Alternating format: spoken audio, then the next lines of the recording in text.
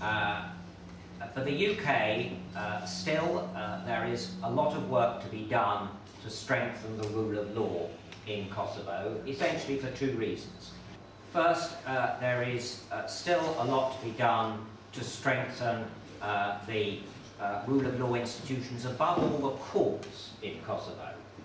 So the new exchange of letters will reduce the focus on police, because although the Kosovo police may not be perfect, they are certainly up to the standard of many other police services in the region, including Balkan countries that are in the EU. And the mission will focus more on strengthening the courts, because there is still corruption, political influence in the Kosovo court system, and there is still a lot to be done to bring the standard of judges and prosecutors up to EU standards.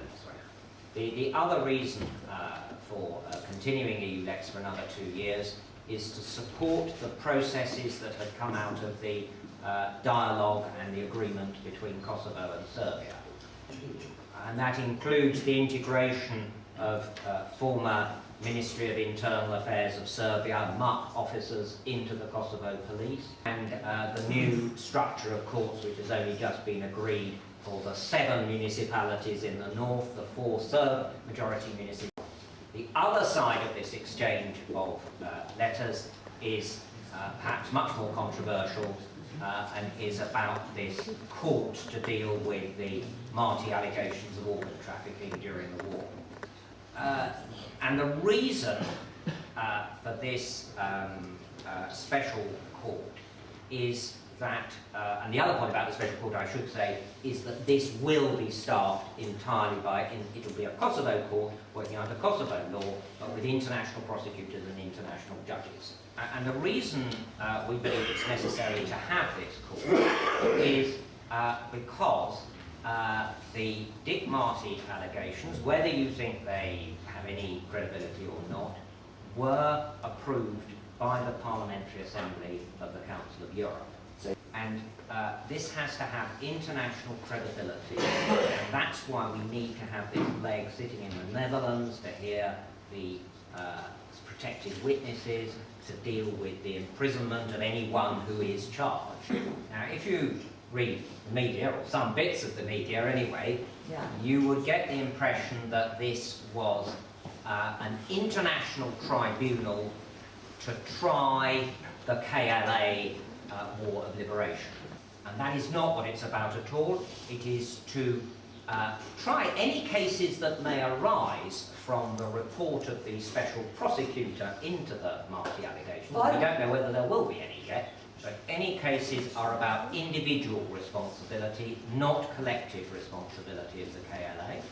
And this is only to do with the Dick Marty allegations of organ trafficking. It's not about other aspects of the war in Kosovo.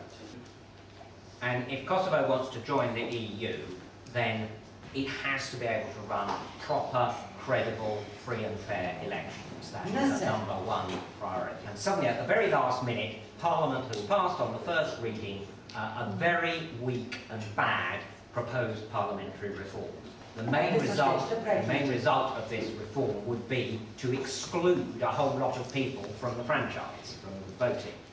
Many of those people would be Kosovo Serbs, particularly the majority of Kosovo Serbs in the north who do not yet have Kosovo identity documents, but it would also include displaced people who don't have those documents, many members of the Kosovo Albanian diaspora in countries like Germany who don't hold Kosovo documents either. And in any case, there is no time for the Central Election Commission to adopt all the changes that are proposed before there is a general election. And those who do vote have the right to criticise whether they voted for the government or against the government.